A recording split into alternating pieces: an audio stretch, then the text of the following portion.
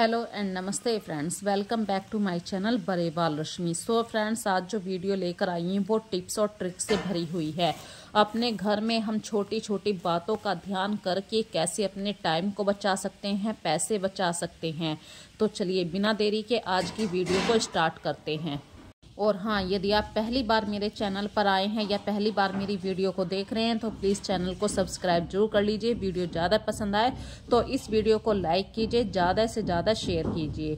तो फ्रेंड्स, हमारी लाइफ में जैसे ही सुबह होती है इतने सारे काम शुरू हो जाते हैं। अक्सर हम चाय के साथ कुछ ना कुछ स्नैक्स, नमकीन, बिस्किट लेना पसंद करते हैं। तो जो हमारे पास पहले वाली नमकीन बची हुई होती है थोड़ी सी मात्रा में होती है और हम उसी के ऊपर नई नमकीन को फिलअप कर देते हैं। तो ये गलती कभी मत कीजिए। उस नमकीन को दूसरी कटोरी में निकाल लीजिए और नए पैकेट को फिर से फिलअप कीजिए। हाँ, यदि आप सर्दियों के दिनों में डिब्बे को साफ करना नहीं चाहते हैं तो किसी कपड़े से ज़रूर अच्छी तरीके से वाइप कर लीजिए। और जो पुरानी वाली नमकीन है उसके स्वाद में फ़र्क आ जाता है, इसलिए उसको एक साथ ना रखें।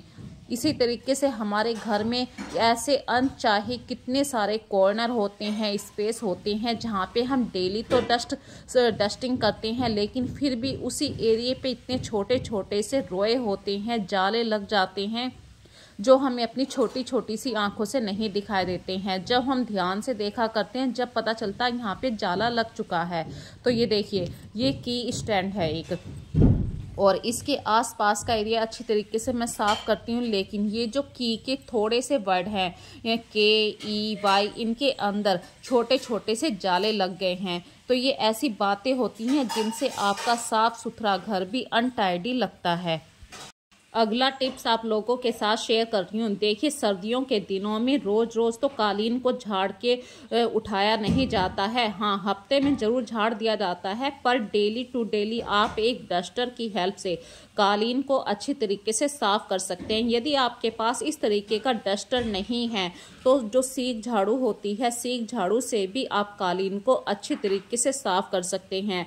फूल झाड़ू से यदि आप साफ़ करेंगे तो उल्टा फूल झाड़ू के छोटे छोटे से कण वो कालीन के अंदर फंस जाएंगे। सीख झाड़ू से इसके ऊपर का डस्ट भी निकल जाएगा। उससे भी बेस्ट ऑप्शन है कि आप किसी कपड़े से कालीन को झाड़ दीजिए। और मैं इस डस्टर का इसलिए यूज़ करती हूँ क्योंकि इसमें एक हैंडल है और ये वॉशेबल है।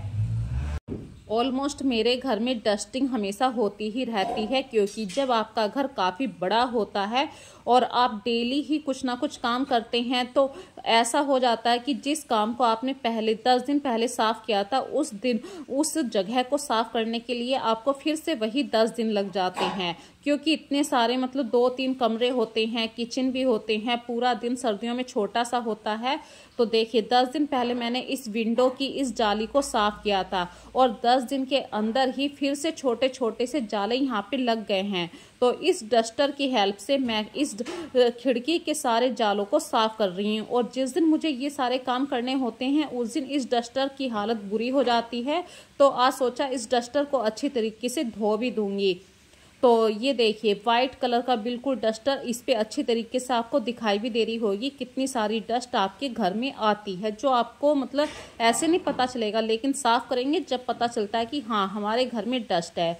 और फ्रेंड्स, इसी तरीके से अपने बच्चों की स्टडी टेबल को ज़रूर साफ़ करना चाहिए। भले ही बच्चे स्कूल चले जाते हैं, संडे होता है तो देखिए बच्चों को ट्यूशन का प्रेशर रहता है, थोड़ा सा टाइम उन्हें खेलने का भी चाहिए। और स्टडी टेबल पे यदि आप कपड़ा लगाकर रखते हैं, कोई कवर लगाकर रखते हैं तो बहुत अच्छी बात है। वैसे सर्दियों में यदि आप कपड़ा लगाते हैं तो इसमें बच्चों को पढ़ने में भी थोड़ा सा आराम मिलता है, क्योंकि टेबल का जो सरफेस होता है वो ठंडा लगता है, कपड़ा बिछाने से वो सरफेस ठंडा नहीं लगता है।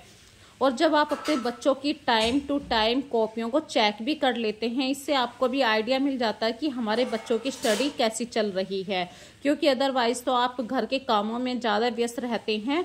तो आप ये ज़रूर कोशिश कीजिए दिन में एक बार तो अपने बच्चों की स्टडी टेबल को ज़रूर चेक कर लीजिए। ऐसे ही सर्दियों में हमारे पास कुछ ऐसे गैजेट्स का होना बहुत ज़रूरी है, जिन गैजेट्स की वजह से हमारी जो डेली रूटीन लाइफ है बहुत ही आराम से होने लगती है। आराम से हमारे कुछ पैसे भी बचते हैं, हमारा टाइम भी बचता है। जैसे कि पहले मेरे पास इस तरीके की प्रेस नहीं थी और जिसकी वजह से मैंने अपने घर में काफ़ी नुकसान भी कर लिया था, कोई ना कोई कपड़ा जल जाता था। पर जब से मैंने इस तरीके की प्रेस को यूज़ करना शुरू किया है, जैसे ही प्रेस काफ़ी गर्म होती है ऑटोमेटिक उसमें से पानी की स्टीम बनने शुरू हो जाती है। यदि आप भूल जाते हैं तो ऑटोमेटिक हो जाता है, अदरवाइज इसमें एक बटन का ऑप्शन दिया हुआ है, आप अंगूठे से उसे प्रेस कर सकते हैं और स्टीम अपने आप आनी शुरू हो जाती है। और स्टीम की वजह से कपड़े पर जो हम प्रेस करते हैं सारी इंक्रीज भी निकल जाती हैं, क्रीज जो होती हैं, सिलवटें जो होती हैं, और बिल्कुल आपको ऐसे प्रेस मिलती है जैसे आपने बाहर किसी से करवा के मंगवाई है। यहाँ पे आप अपने पैसे भी बचा लेते हैं और टाइम की भी बचत होती है। अगला पॉइंट आप लोगों के साथ शेयर कर रही हूँ। देखिए, कुछ बेसिक सी बातें होती हैं, जैसे कि हम आटा लगाते हैं, परात इधर उधर हिलती है, तो परात के नीचे कोई भी आप कपड़ा बिछा सकते हैं, टॉवल बिछा सकते हैं। आटे में नमक का बिल्कुल एक फ्लेवर रहे तो आप सूखे आटे के अंदर नमक पहले मिला दीजिए। अब बात करते हैं, देखिए घी और मलाई दो ऐसी चीज़ें हैं सर्दियों के दिनों में इन्हें साफ़ करने में बहुत दिक्कत आती है। तो मलाई को जब भी आप दूसरे बर्तन में शिफ्ट करें तो उस समय चाय बना रही हूँ, ये बात का ध्यान रखें। और जो आपके पास घी का बर्तन, आपने घी तो दूसरे बर्तन में ट्रांसफ़र कर लिया, लेकिन जो घी का बर्तन है उसके अंदर काफ़ी मात्रा में चिकनाई होती है, तो उसके अंदर आपको 1 कप 2 बार गर्म पानी करके डालना है और 2 कप के बराबर ही पानी आपको रखना है। इतना पानी रखना जितना आपके घर में आटा एक टाइम में गूँथा जाए, और इस पानी से आप आटे को गूँथ लीजिए। तो जो भगोने के अंदर घी की चिकनाई है, सारी की सारी चिकनाई आपने आटे के अंदर ले ली है, और आटे के अंदर मुक्कियां जरूर लगाइए। बिना मुक्की वाले आटे के जब आप रोटी बनाते हैं बिल्कुल भी स्वाद नहीं आती है। तो आटा तो वही होता है, बस बनाने का प्रोसीजर हमारे हाथ में होता है। और जब एक अच्छी तरीके से आटा गुथा हुआ होता है तो उसके आटे की रोटियां भी बहुत ही अच्छी, टेस्टी, स्वादिष्ट बनती हैं। यहाँ पे आज मैंने घी के बर्तन को कैसे साफ़ किया जाए ये बात आप लोगों के साथ शेयर करी है। और फ्रेंड्स, जब भी आप सुबह को खाना बनाएं या रात में खाना बनाएं, तवे को हमेशा साफ़ करके ही यूज़ कीजिए। और जब भी आप कुकर को काउंटर के ऊपर रखें तो उसके नीचे स्टैंड जरूर रखें। ऐसी छोटी छोटी सी बातें होती हैं जिनको हम कर तो लेते हैं लेकिन हमारे माइंड से वो स्लिप हो जाती हैं, क्योंकि ये एक बेसिक सी चीज़ें होती हैं। चलिए बात करते हैं अगली। यदि गर्म आलू हैं और उन्हें छीलने के लिए आपको जल्दबाजी में काम करना है कि बहुत ही कम टाइम है आपके पास और आपको ये सारे काम करने हैं, तो फटाफट से सिर्फ 2 सीटी लगवानी होती हैं। तीसरी सीटी आप भरवा दीजिए आलू के अंदर। इससे भाप के अंदर जो आलू उबलेगा वो बहुत ही जल्दी अंदर तक गल जाएगा। और आप चम्मच से चेक कर सकते हैं कि आलू अच्छी तरीके से गला है या नहीं। और इसी छलनी के अंदर आलूओं को डाल लीजिए, थोड़ा सा ठंडा पानी डालिए, 2 मिनटों के अंदर ही आपके आलू छीलने लायक हो जाएंगे। अब बात करते हैं आलूओं को कैसे मैश किया जाए। गर्म आलूओं को इतनी आसानी से मैश नहीं किया जाता है, भले ही आपने उसमें ठंडा पानी ही डाला है क्यों। तो मैं फ्रेंड्स यहाँ पे देखिए, जो हमारे घर में मैगी खाने वाला फोर्क होता है उससे भी आप आलूओं को मैश कर सकते हैं। पूरी उतारने वाली जो छलनी होती है उससे भी आलूओं को मैश कर सकते हैं। दोनों ही कंडीशन में आलू अच्छे तरीके से मैश हो जाएंगे, आपके हाथ भी नहीं जलेंगे और आलू बहुत ही अच्छी तरीके से मैश होंगे।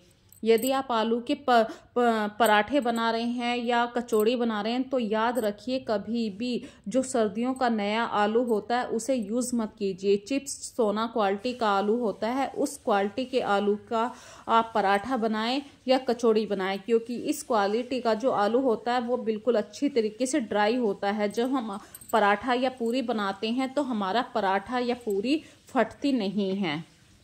और सर्दी हो या गर्मी हो, धनिया पत्ती यदि आपको ताज़ी चाहिए तो आप गीले कपड़े के अंदर भी लपेट के रख सकते हैं। गीला कपड़ा नहीं है तो जो धनिया पत्ती धो के आपने किसी डिब्बे के अंदर भरिए, उसके ऊपर टिश्यू पेपर रख दीजिए और धनिया पत्ती हैंड टू हैंड काटिए या पहले से काट के रख सकते हैं। दोनों ही कंडीशन में धनिया पत्ती बिल्कुल साफ ताज़ी बनी रहती है। और फ्रेंड्स देखिए, कुछ चीज़ों को सीखना ज़रूरी होता है। जब आप आलू के पराठे बनाएं तो मिर्ची कितनी भी मोटी डाल सकते हैं, लेकिन आप कचौड़ी बना रहे हैं तो उस समय आपको ध्यान रखना हर चीज़ बारीक से बारीक कटी हुई होनी चाहिए। अदरवाइज़ प्याज यदि आप डालते हैं तो कचौड़ी बनाते हुए प्याज कभी ना डालें। और सिंपल पराठे बना रहे हैं तो आप प्याज भी डाल सकते हैं। थोड़ा सा स्वाद या कलर लाने के लिए आप पराठे के अंदर जब पिट्ठी को तैयार करें उसमें हल्दी डाल लीजिए। तो ऐसी ही छोटी छोटी सी टिप्स आप लोगों के साथ अक्सर मैं शेयर किया करती हूँ। अब बात करते हैं कुछ प्लानिंग के अकॉर्डिंग काम करने के लिए वीकली काम होते हैं। जैसे कि फ्रेंड्स देखिए, हमारे घर में हम डेली कपड़े धोते हैं, लेकिन कुछ कपड़े ऐसे होते हैं जो बच्चों के नेसेसरी होते हैं। उनकी स्कूल ड्रेस होती है, white dress, white shoes, PT dress या पीटी शूज होते हैं।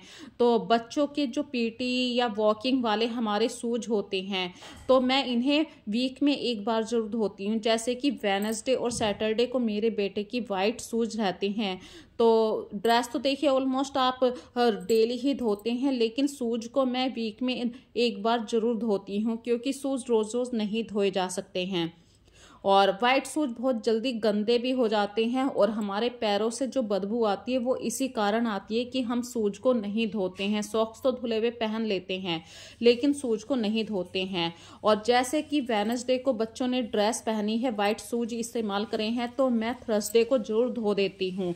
या सैटरडे को पहने हैं तो मंडे को जरूर धोती हूँ, ताकि 2 दिन के अंदर ये शूज सूख जाएं। सर्दियों के मौसम में चीजों को सुखाने में थोड़ा सा मुश्किल तो होता ही है, और जैसे ही चीजें सूख जाएं या साफ हो जाएं, उन्हें उनके प्रॉपर प्लेस पे जरूर रखिए।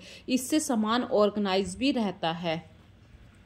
अब बात करते हैं एक बड़े ब्लैंकेट को धोने के लिए आखिर हम क्या करें कि घर पर ही हम ब्लैंकेट को धो सकें, हमारे पैसे भी बच जाएं। तो फ्रेंड्स देखिए, डेली रूटीन के जो आप कपड़े धोते हैं उन कपड़ों को सबसे पहले धो लीजिए। जो सरफ आपकी मशीन के अंदर बचा है उस मशीन में थोड़ा सा पानी और ऐड कर दीजिए, थोड़ा सरफ और ऐड कर दीजिए। अब यहाँ पे देखिए, पुराने वाला जो सरफ है उस सरफ के अंदर आपने थोड़ा सा सरफ और ऐड किया है, उस सरफ के अंदर ही आप अपने बड़े वाले ब्लैंकेट को डाल दीजिए।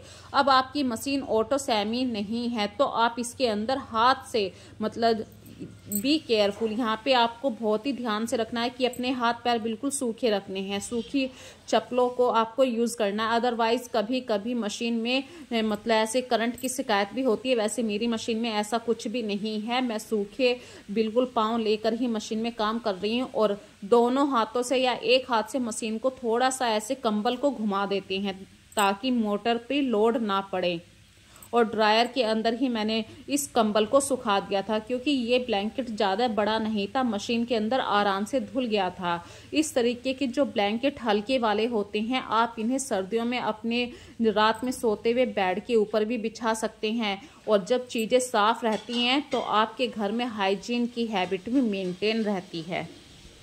देखिए, इस दुनिया में कोई भी परफेक्ट नहीं होता है, हर किसी से कुछ ना कुछ तो प्रॉब्लम का हमें सामना करना पड़ता है या कुछ मिस्टेकें होती हैं। जैसे आलू के पराठा बनाने में हर किसी से गलती होती ही है। तो मैं यहाँ पे छोटी सी बात बता रही हूँ, यदि आप एक छोटी सी लोई को कटोरी नुमा शेप में बना लेते हैं, उसके अंदर फिर आलू की पिट्ठी को भरते हैं और एक अंगूठे से प्रेस करते हैं, दूसरी उंगली से फिर से प्रेस करते हैं, तो एक आलू की पिट्ठी अंदर ही अंदर मतलब पूरा रोल हो जाती है और आलू का पराठा बिल्कुल भी नहीं फटेगा। अब आप आराम से हल्के हाथ से बेल लीजिए इस रोटी को, आलू का पराठा हल्का सा भी नहीं फटेगा।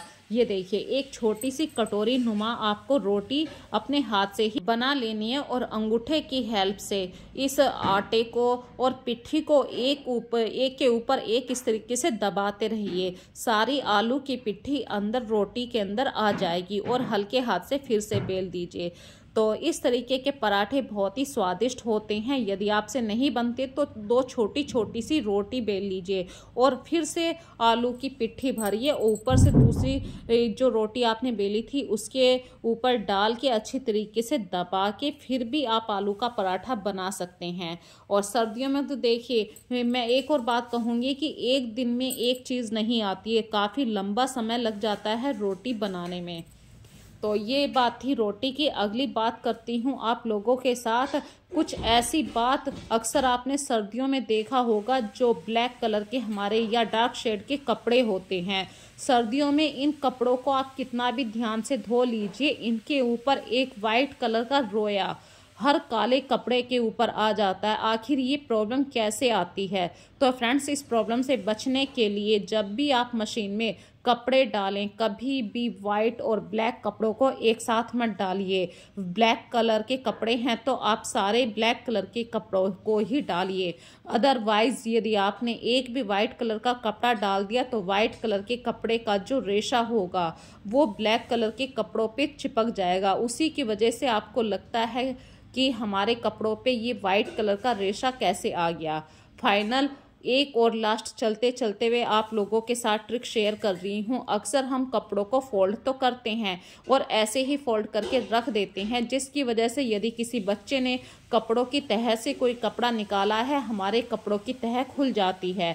तो कुछ छोटी सी ट्रिक भी आप लोगों के साथ शेयर कर रही हूँ, जैसे फोल्डेबल ट्रिक, ट्राउजर्स को फोल्ड करने की ट्रिक, या फिर मफरल होते हैं, बच्चों के टी शर्ट होते हैं। यदि आप इन्हें एक छोटी से छोटी तह में फोल्ड करते हैं तो आपके बच्चे यदि कोई कपड़ा भी यूज़ लेते हैं तो आपकी तह नहीं खुलेगी। जैसे कि मैं इस इनर को फोल्ड करके आप लोगों के साथ शेयर कर रही हूँ। या फिर टॉवल होते हैं हमारे घर में, वो टॉवल को यदि हम रोल करके रखते हैं तो उससे भी हमारी जो कबर्ड होती है उसमें कम स्पेस लगता है, ज़्यादा से ज़्यादा आप कपड़ों को रख पाते हैं। तो फ्रेंड्स, आज की वीडियो आप लोगों को कैसी लगी मुझे कमेंट सेक्शन में ज़रूर बताना। फिर मिलेंगे एक नई वीडियो में, नए वीडियो के साथ, नई कॉन्सेप्ट के साथ। और यदि आज की वीडियो में आपको कुछ भी बात अच्छी लगे तो प्लीज़ प्यारे प्यारे कमेंट ज़रूर बताइए। तो अपना ध्यान रखिए। So take care friends and bye bye.